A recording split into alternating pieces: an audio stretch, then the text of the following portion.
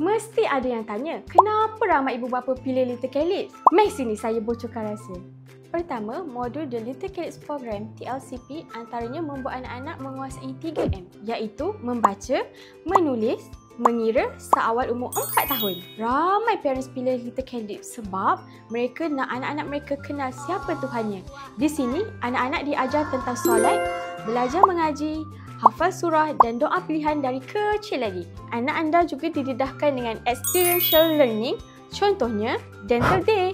Doktor akan hadir ke tadika untuk sesi penerangan tentang kebersihan gigi, cara gosok gigi yang betul dan cek keadaan gigi anak-anak for free je. Banyak lagi rahsia yang anda belum tahu. Kalau anda nak tahu lagi, jom ke Mega Open Day pada 25 Oktober ini di mana-mana cawangan Little Calypso berhampiran anda. Ingat tadika, ingat Little Calypso. Like and subscribe. Little Calypso.